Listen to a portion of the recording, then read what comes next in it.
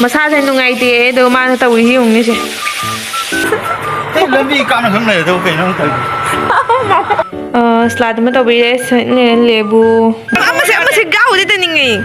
Hagdong phala yu ra ba se ko na nang thin gi ni ma se kai da pa no khandra. Se khana. So nei sin da mahamanga gi saputra. Video ko ising manung da gi thola. Ai ma ga ga pi ai. Gol pe da ora.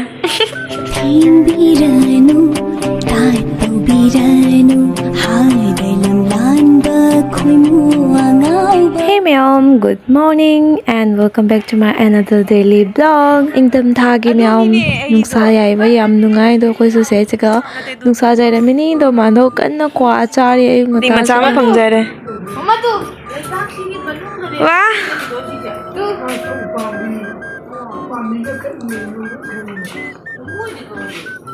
Ajung kadai ta seli yung ni phak tu ga.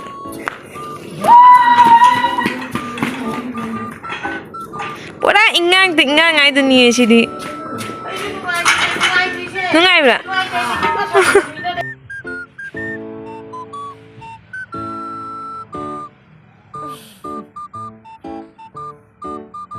Na mayam tu mandau na ngat ngau hauram me. Akoy mandau se cha hinang thong ma khara yang jai ba ko. Aduna mana taw wa u ai su lei ngam ra aduna chak ke thongot pa ho re chak thong na loi re ne thongot pa ho re ke na te chak te thong na loi re mandau na thong re ai khali dik tho taw doi che hinang thong ba ta ne ba nga ju ngong na loi hai dum ja re sonda hinang ju na kak na loi mandau na yang tu pura full ready ta ni taw ra tham ni je mai je masa se nungai te do ma na taw hi yong ni se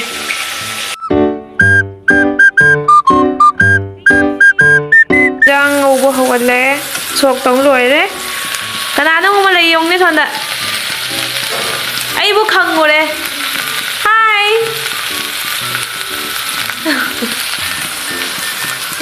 chak thong go aina mem na kaina mo lakke to sigi mani plan se yong ne aina ngarang se chi mani ba ko akoi gi one time gi bottle do 10 rupees pi bi do adu ge du ga si mini fazal yong ne mem sum lấy rồi đi mẹ ấm tăng rồi này có rồi na pupui dagi heklai ni mani plan se dai gi sumai ne thar re makha da my system just mind to re ba sing no hadi makha da ne ai ne hot le ba ado makha da hot pa du ga mathak ta gi sing ha pa du ga makha da tarai ne ba ado makha da chen da na ba na si makha da mu bottle gi makhum ma thamme ne zadra gi asi gi se Asing se lo thua thama ho re hai ko na dum tam thong chani na pada ha pa ya ni ko adu ki se la ho re ko ho re si mi thabak su ba lak toi do moi chu jaw ya ba hinjang che du na ne na ha pa se nga ko chara ni noi he je kum jal lage horen hak le ra dum ja ra ni na ko sak thong na loi re myam dai gi di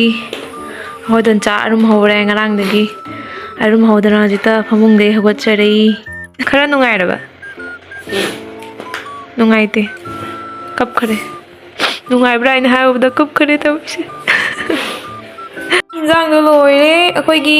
se je khai do hore moi gi moi su tonga na khai do khare ba ai ji chak cha bai toi ni blog su jing mi ni kan blog jenga ga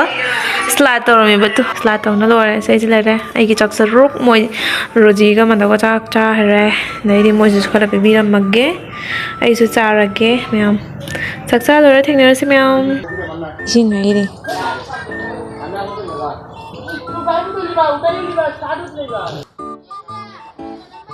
Nubi makan na sauri ay na video kapai pipe to se sa holak pa hore ngarang pipe holak ni ha bido adu du ne mai ngasi khara thing lai je ung baro he le ba ko project ha je sol ta chatli akoi pochai pure ha bido adu yenga lakke me amda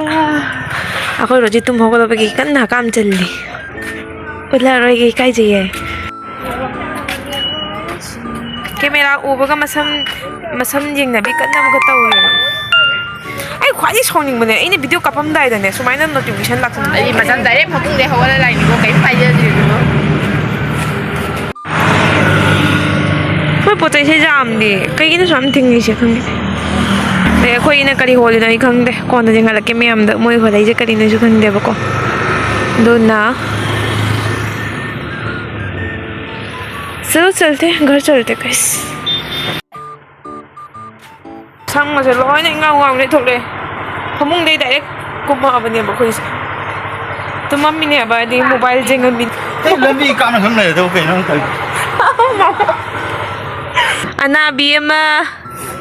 अमना सत खरे खंगौदरे अमना अच्छा ये नुआई तबने थुम दाव देरे तईरे ने नुई how नु B मान मन तो जाना ngasi कमाइन तो इनो ngi साले मिशन बो जेंद्री ai hayu nan kana ma lena jo da akbar gi mahamanga do male lai ga ni se mi mahamanga so nai sin mahamanga gi saputra kaidau मैं ma'am ngasi lakpa se khara thenge ma'am ngasi moi lai se pung ama muk tare ba ngarang loiselam mom na gi ngasi akamu haure moi gi se moi na ne haido triba ma'am ngarang se nung achoba ma phang nei hai ba sia 3 4 5 6 7 8 9 sige ju law badminton gi do oh sonde chiga 1 2 3 4 5 6 sonde 6 sonde 4 ka tin do mala moi pachai myam se myam mathang hon ba hore no kari noi ju khangde horen ko na hanga ga herakke nai ngak le ka mo khoi thoi na mo video call tore ngak wari sunare ma su kai no ut leiye sonda jum gi tabak chowuni na kuina wari suna phangdre se su ngarang su sim video utle na myam na nungai ram da su yai do myam ai gi di akhoi gi oina ko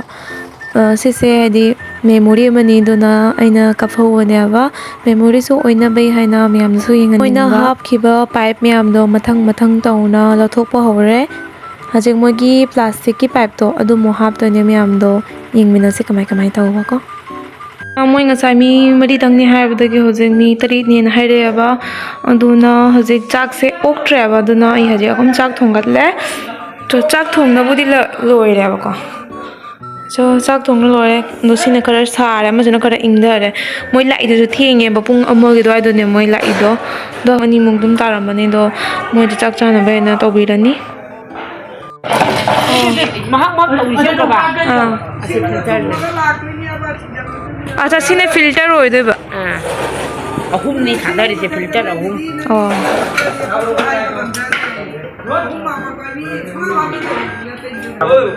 na मैं आज pipe पान बहाउरे हजी मैं हन बलोइरे बा नजी pipe मुझे पालानी मतंग तो होन बहाउरे यांग ये मैं पार्टी से मैं इसे सुमाने फिक्स तो इबा hayeng ona siling adu je mai nei tho moi lo ko te ni ko obai di moi pai je heavy di pale ji ni quality do siga sune ha na di je si jo na panara ma mi jao male asuna no boss lo tira ko so he mobile dikse ita sara angang jo na ma ona ta ning ang biri ba koi chi chu chien mane ane ana kaya pa holor unta lo ye सिली बासे कहीं ना बा puran siga hap SIM थक हाप तो रो अब तो मैं हमका करे हजे जम सांग हल रो या वांग बदो तो स्वाई मुक्तंग वांगे dono gi room mama gi kano pipe haugen gi no moi je ngasai gi bag ta ngoi ra kaino le bag rak purak podo adu do hei ri bo je Ite ta ge ai ge senani video koro ising manung da gi thole ai ma ga pi ra ai sini sing tholai sini ai budi kan di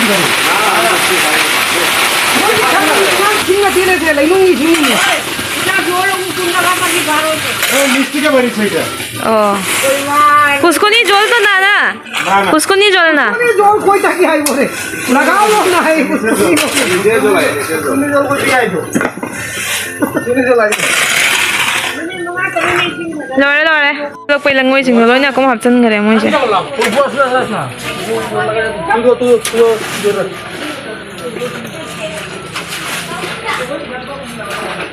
pipe से चौमन रही होंगे ma'am क्या चाव रमने pipe से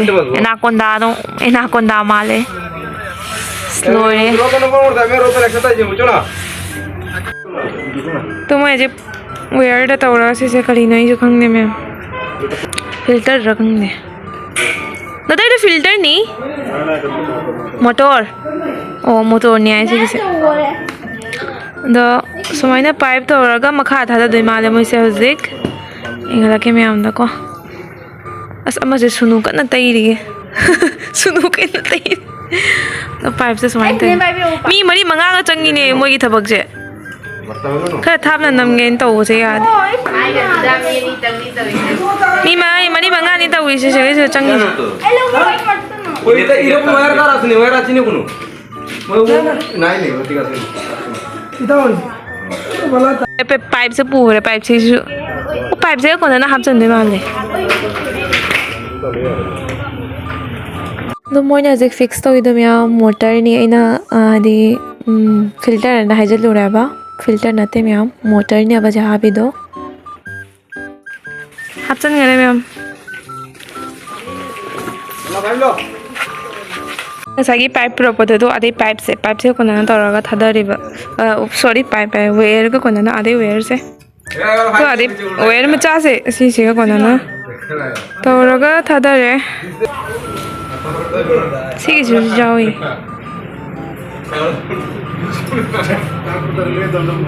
ma'am से सी board से ना आधे ऑन ऑफ तौर इसिंग दो लागते बा लॉजिक से कायदे पांडे ना खंडरा से खन्ना रे जे कन्ना इता तो इदिके जगह लगाई ले तो अरे तो इदिकता की जाइयो ना नहीं हां बोर्ड तो ए ये बस वीडियो कापा का हिंग कोना केंटा होना बेने तो जम तो मीटर दे मोय ऑन तो गई स्विच की से भैया से मी कन्ना अभी एक तो मसेज पड़ता है हमारे कोई कैसे अभी पूरी दे तो देख स्विच ऑन तो लोरे मतुंग दे सिंग थो ए मबा केनो दे मखागी दे थोकले तो इसे ओयारो को तुम्हारा এখন তো এরকম বোর্ড মর্নিং দে না পালে ইলেকট্রিশিয়ান আনিয়া লিমিটিং দিয়ে চেতা করিয়া পিস করে দিব ভিতর দিকে समय हजे थबक लोरे दुना चाक थांगदोबो हवरे अखोय रोजिगा मानदगोना तौरा थांगदो हलगे चाक स्वाइदा खरा मलेमे दो मोय तौजरानी नंग ना साइ क्लिप तो थो मी क्लिप हेदा लथो भाई क्या पतरे चो फुदोबो हवरे दगी मोगी स्लाट म तौबिरे बसे स्लाट में तौबिरे लेबू मोरक लेरे तौजरानी रोजिना लेदेखो मोई nga thongbo ani khak ta khai do pire moi mi jam bani ne sai sai dai lo ra ja ja ni ja re ge cha pu do pi